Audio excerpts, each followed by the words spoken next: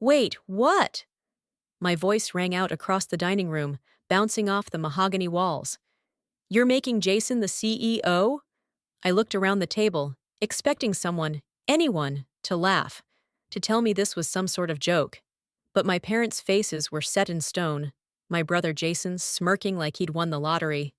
In a way, he had. Sweetheart, Mom said with an exasperated sigh, Jason has the leadership qualities needed for this. You're too rigid, too serious. Dad nodded, as if that settled everything. You're great with numbers, Kelly, but you don't inspire people the way Jason does. I let out a short, humorless laugh. Jason? Inspiring? The same guy who hadn't held a real job in his life? Who spent more time partying than working? The one who had burned through his trust fund twice over, only to come crawling back home for more? This was the guy they were handing our family's business, the company our grandfather built with his bare hands? But I've been working at Anderson Home Goods for years, I protested. I helped restructure our supply chain. I negotiated new contracts. You're a good worker, Dad cut in, but Jason's a natural leader. You should be happy for him. Jason stretched back in his chair, lacing his fingers behind his head. Yeah, Kel, don't take it so personally. You can still be involved. Just, in a support role. Support role. The words felt like a slap. I had given my blood, sweat, and tears to this company. Late nights, early mornings, running numbers while my so-called leader of a brother partied his way through his 20s. I turned to my mother, hoping for some kind of lifeline. Mom, please! She just patted my hand like I was a child. You should focus on something else, sweetheart. Maybe start a little side business of your own? Something inside me snapped. You want me to start my own business? I said, my voice dangerously calm. Fine. But don't come crawling back when Jason runs this place into the ground. Jason snorted. Relax, sis. I got this. I stood up so fast, my chair nearly toppled over. Without another word, I walked out of that dining room, out of that house, and out of their lives. At least, that's what I thought, because years later, they would come knocking on my door, and this time, I would be the one calling the shots. Walking out of that house felt like ripping off a bandage, but instead of relief, all I felt was rage. Not the kind of rage that makes you scream and throw things. This was the kind that settled deep in your bones, the kind that fuels every late night, every early morning, every ounce of effort you pour into proving someone wrong. I had spent my entire life playing by the rules, following the path my parents laid out for me. I worked tirelessly for our family business, only to be discarded like an afterthought. And for what? So Jason could waltz in, take my work, and pretend he knew what he was doing? Fine. If they thought I was only good enough for a side business, then I'd build one so successful they'd choke on their words. I spent weeks brainstorming, scribbling notes in my journal, researching markets. What could I create that was truly mine? And then, the idea hit me. For years, I had studied supply chains, product sourcing, and customer trends. I knew what worked and what didn't. I had personally seen the rise of eco-friendly, affordable, high-quality home products, a market my family's outdated company had completely ignored. They still relied on old-school wholesalers, never bothering to adapt to the new wave of direct-to-consumer e-commerce. What if I launched my own brand? A home goods line focused on sustainability, affordability, and modern design. Not the cheap, mass-produced junk my parents' company stocked, but something fresh. A brand that made homes beautiful without breaking the bank. There was only one problem. I was broke. Unlike Jason, I didn't have a trust fund or wealthy parents willing to throw money at me. Everything I had was what I could scrape together from my savings. I took a deep breath and did the scariest thing I had ever done. I cashed out my retirement fund. It wasn't much, just enough to cover my first round of product samples and a small batch of inventory. I worked day and night designing my first collection. Minimalist, high-quality, eco-friendly home essentials. The factory in Vietnam agreed to produce my designs in small batches, and I found a reliable logistics partner. I built my website from scratch, taught myself digital marketing, and launched an online store. And then, I waited. I should have known my family wouldn't support me. When I casually mentioned my idea at a cousin's wedding, Jason practically choked on his champagne. "Wait, let me get this straight," he said between laughs. "You're selling what? Bamboo cutting boards and organic dish towels? Online?" My mother shook her head with a pitying smile. "Kelly, honey, I know you're upset about the business. But this? This isn't realistic." Dad just sighed. "We have connections, sweetheart. If you really wanted to start a business, you should have come to us. But e-commerce? It's not stable. That's why we focus on traditional retail." I clenched my jaw. "You mean that failing retail business you just handed over to Jason?" Jason rolled his eyes. "Whatever. Look, I hope it works out for you, Kel. But let's be honest. You don't have the experience to make this work." I let them laugh. I let them dismiss me. Because deep down, I knew something they didn't. I knew they were stuck in the past. I knew that while they mocked online businesses, the world was shifting under their feet. I knew that the very thing they scoffed at was about to change everything. The first month was brutal. I ran ads that barely converted. My website traffic was low. Orders trickled in one at a time, just enough to keep me from panicking. I packed every box myself, handwrote thank you notes, and obsessively tracked customer feedback. And then it happened. One night, I woke up to my phone buzzing nonstop. A social media influencer with 2 million followers had posted about my brand. She had ordered one of my products, loved it, and raved about it to her audience. By morning, I had 5,000 new orders. I stared at the screen, heart pounding. This was it. I barely slept for the next 2 weeks, scrambling to fulfill orders, managing the flood of emails, trying to keep up with the explosion of interest. I reinvested every cent into inventory, hired a fulfillment company, and scaled faster than I ever imagined. 3 months later, my little side business had made its first $1 million in sales. And just as I had predicted, Jason's company? It was falling apart. Jason had always been good at talking, smooth, confident, able to convince anyone he knew exactly what he was doing, even when he had no idea.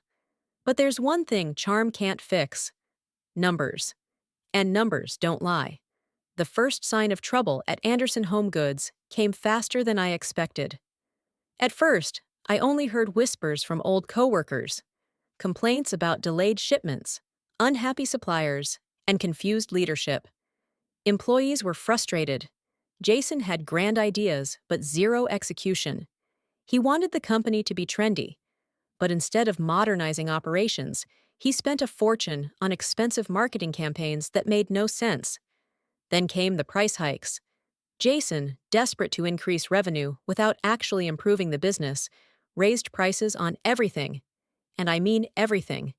Even the cheapest, most basic products suddenly cost 40% more. Customers noticed. Sales plummeted. The company tried to backpedal. But by then, the damage was done. Their reputation was sinking fast. I should have felt bad. I should have felt some kind of sympathy, watching my family's legacy unravel, because they had placed their trust in the wrong child. But all I felt was satisfaction. Because while Jason's business crumbled, mine was exploding. After my brand went viral, things moved fast.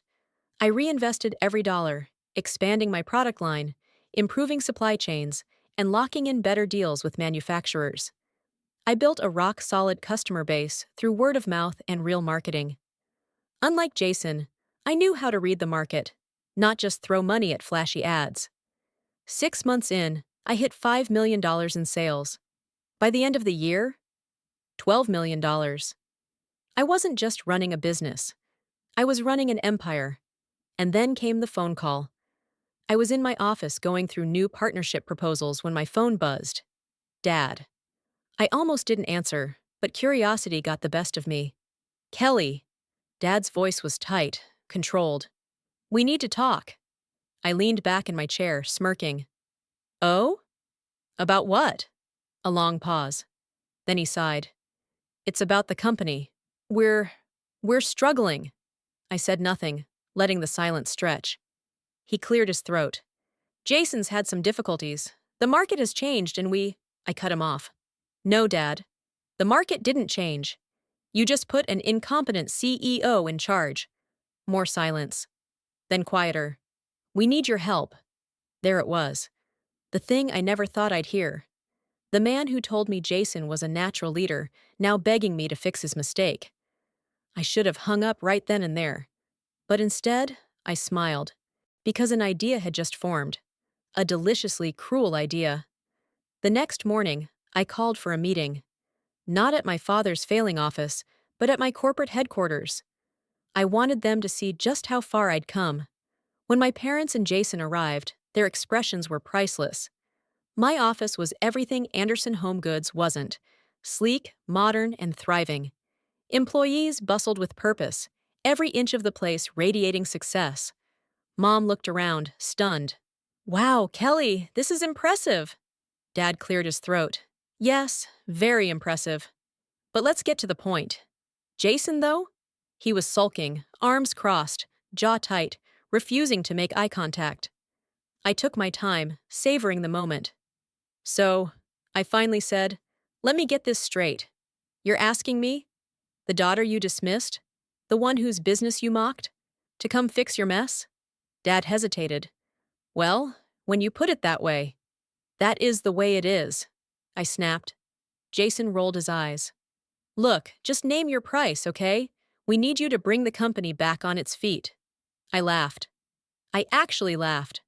Oh, Jason, you don't get it, do you? I leaned forward. I don't need your company. I built my own. And guess what? It's bigger than yours ever was. Jason's face turned red. That's not true. I pulled out my phone, opening my financial dashboard. I turned the screen toward them. $12,340,000 in revenue. Mom gasped. Dad paled. Jason? He looked like he wanted to throw up. That's impossible, he muttered. I grinned. It's not just possible. It's my reality. Dad exhaled sharply. Kelly, please, we're running out of time. The bank is threatening to seize assets. I tapped my chin, pretending to think. All right, I'll help. Their faces lit up. But I continued. On one condition. They leaned forward. You work for me. Jason frowned. What do you mean? I smiled sweetly. You need jobs, don't you? Well, I have openings. You can work here, but not as executives. I leaned in, my voice dropping. You can start as unpaid interns. The silence was deafening. Jason shot up. You've got to be joking. I shrugged. Take it or leave it. Mom looked at Dad, desperate. Jason's jaw clenched. They had no choice. Fine, Dad finally said, voice shaking with shame. I stood up, extending my hand. Welcome to your new reality. Hope you enjoy fetching coffee. The first day of their internship was pure gold. Jason, my parents' golden child, their hand-picked CEO, was now standing in front of me in my office, wearing a cheap button-up shirt that he clearly wasn't used to ironing himself. His usual smugness was gone. He was glaring at the floor, arms crossed like a sulking teenager. My father, once so proud and authoritative, stood stiffly beside him. My mother, who had spent her life believing Jason could do no wrong, looked like she might faint. I let the silence drag. Let them feel the weight of what they had become. So, I finally said, leaning back in my chair, let's talk about your new responsibilities.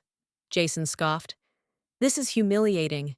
You're doing this just to mess with us. I smirked. No, Jason, I'm doing this because it's what you deserve. But by all means, if you'd rather be unemployed, there's the door. He clenched his jaw, nostrils flaring. He hated this, and that made it even better. My father cleared his throat, forcing a strained smile. Kelly, honey, let's be reasonable. Surely there's a better use of our skills than menial work. I arched an eyebrow. Skills? You mean the ones that ran your business into the ground? A flicker of shame crossed his face, but he said nothing. All right, then, I continued, picking up a sheet of paper. Here are your assignments. I handed each of them a printout. Jason scanned his and immediately turned red. You want me to organize the warehouse? I nodded. That's right. We just expanded, and I need someone to do inventory checks. Since you're such a natural leader, I'm sure you can figure it out. Jason looked like he wanted to throw the paper in my face. And what about us? My mother asked hesitantly. I smiled sweetly.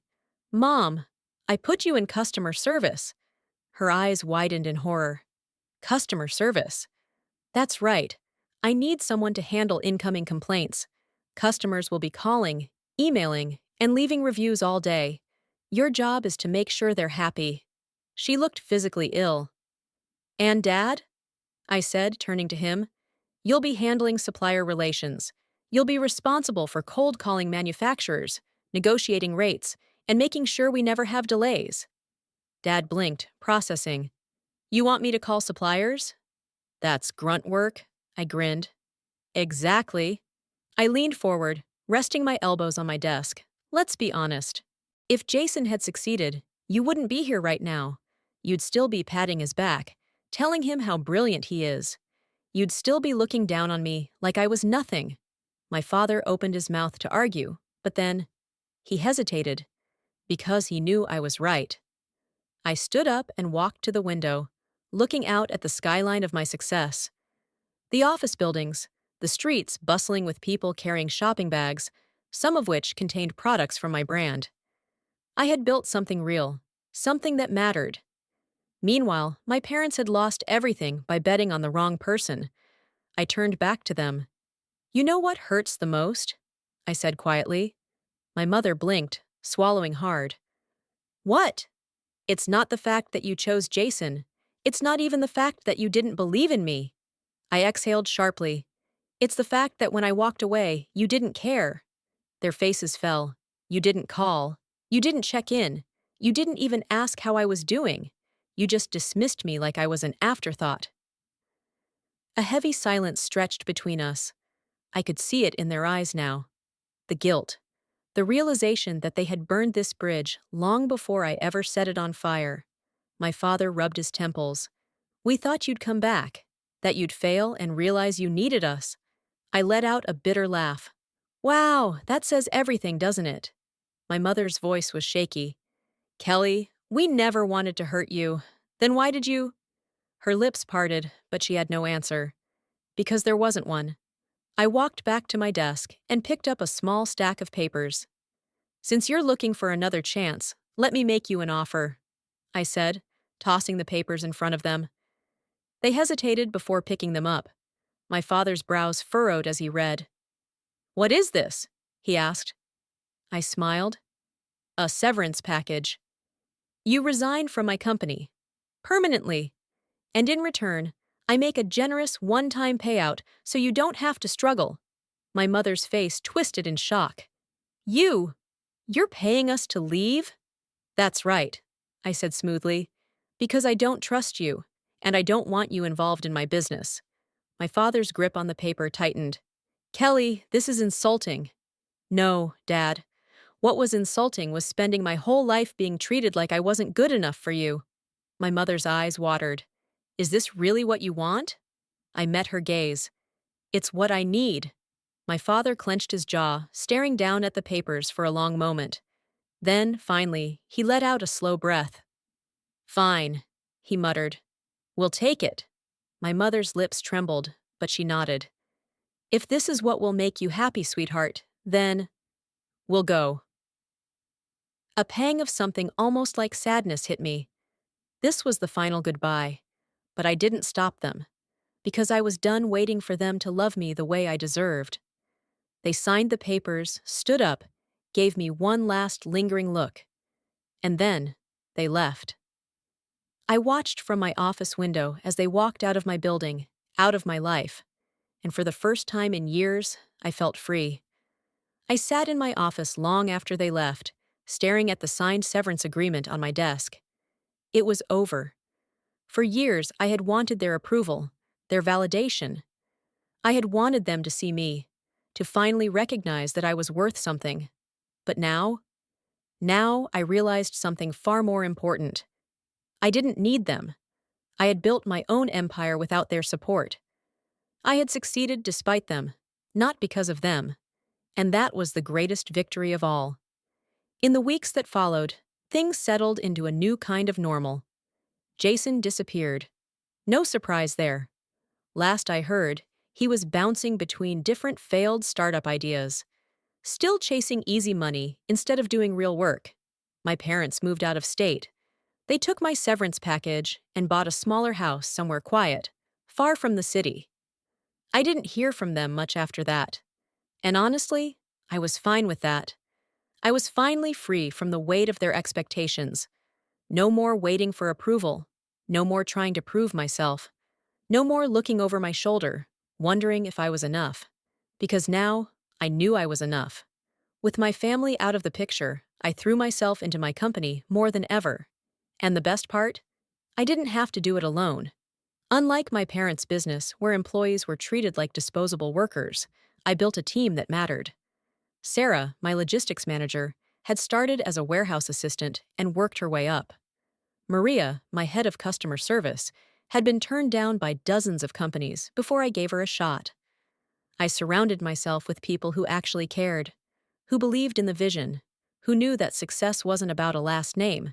It was about hard work, integrity, and the willingness to adapt. And because of that, we didn't just grow, we thrived. A year later, I stood in a grand ballroom, the sound of applause echoing around me. My company had just been named fastest-growing e-commerce brand of the year. I stepped onto the stage, taking the award with steady hands. As I turned to the microphone, I took a deep breath. A few years ago, I was told I wasn't leadership material, that I was too rigid, too serious, that I wasn't the right fit for success. A murmur rippled through the crowd. I smiled. I'm standing here today because I refuse to believe that. Another round of applause. Success isn't about luck. It's not about charm. It's not about being born into the right family. I paused, letting my words sink in.